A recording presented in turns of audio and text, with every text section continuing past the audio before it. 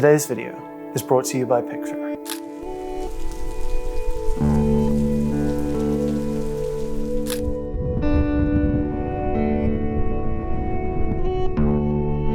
Hello everyone, my name is Murray Livingston. I'm a professional black and white photographer. Today I'm going to show you 2 tips for how to get dramatic black and white skies over in Photoshop. Hope you enjoy.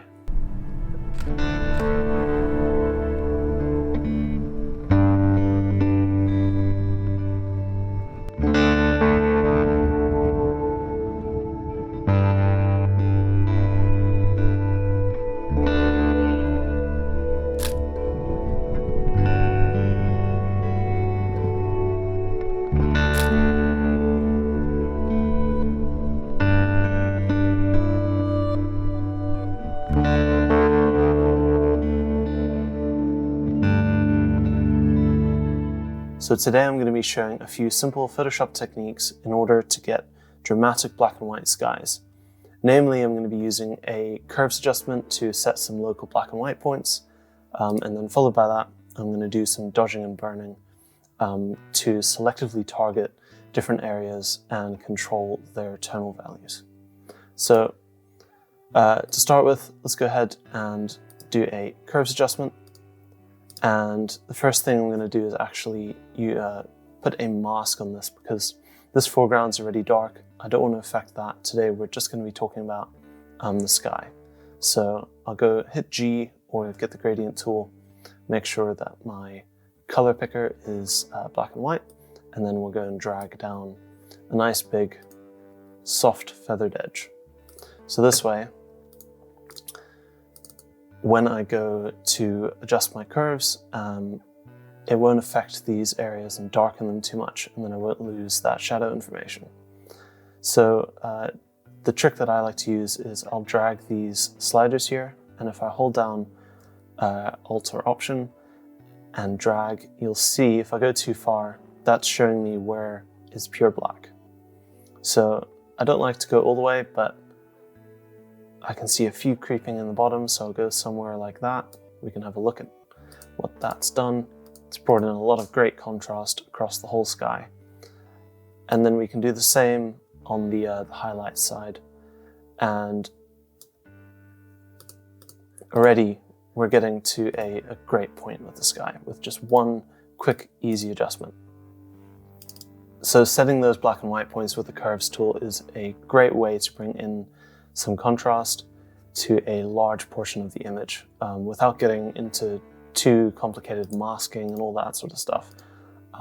It's a great tool, and I mean, we could go in and tweak this further, add a slight S-curve for some mid-tone contrast, but we'll leave it there for now. So the next super powerful but easy tool that I want to discuss is just dodging and burning in Photoshop. It's great at targeting specific areas that you want to adjust their tonality. So for instance, we might want to brighten up this portion of the sky here. And to do that, we're going to start with a new layer. We'll name this Dodging to start with the highlights, and then change the layer blend mode to either overlay or soft light. So I'm going to start with soft light. And effectively, the technique is to get your brush with the black or white in the color picker. And for dodging, obviously, we're going to try and lighten. I might bring up the flow slightly, and then we can start to lighten. This is great, but as soon as you start to get into tricky portions of the image, like this here, if you try and paint in here, that effect is going to bleed over into these shadows. And really, we don't want that. We want to just be targeting the highlights in that portion. So if I just quickly delete everything on that layer. The way I like to go about doing this is to actually paint through a selection. So if I select the background layer, go up to select and do color range, I can now come in here and choose, I can pick the area that I want to select. And obviously this is black and white, so it's basically just choosing based on luminosity. You can also drop down this and try some of these highlights, midtones, and shadows selections. And those are adjustable as well. And then obviously you can also pick these little eyedroppers, and if you want to add a few more tonalities, like that might be too much, So I quite like that. That seems like a good selection. Maybe adjust the fuzziness. You want a soft selection, basically. So higher fuzziness is usually preferable. You can now see the marching ants. We'll go back to our dodging layer. I'll hit Command H just to hide those. I find it a bit distracting. Make sure that we've got our white selected, and then I'll come in and start to paint. And then I can come in with a slightly smaller brush and start to adjust some of these areas around the image.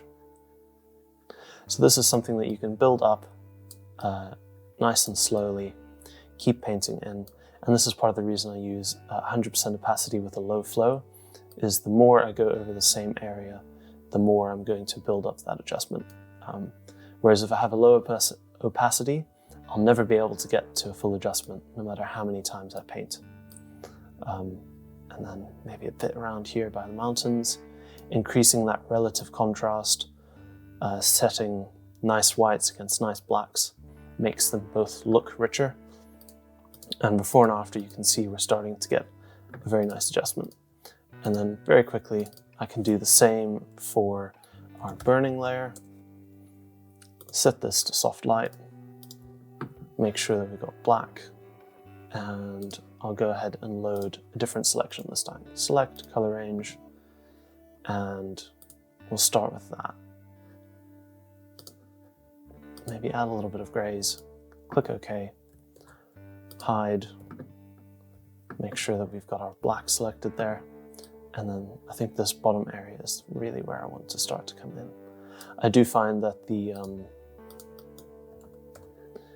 burning happens faster, so you may want to drop your flow a little bit more, and then just targeting specific areas, maybe with a big brush up here.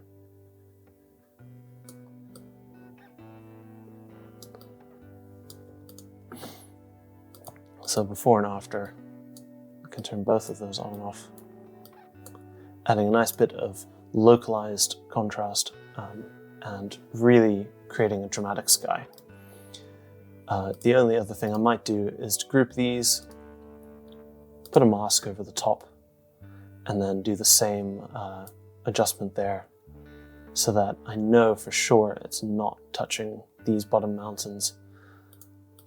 And there we go, dodging and burning, and the before and after of the whole image with those adjustments, making for a really, really dramatic black and white sky.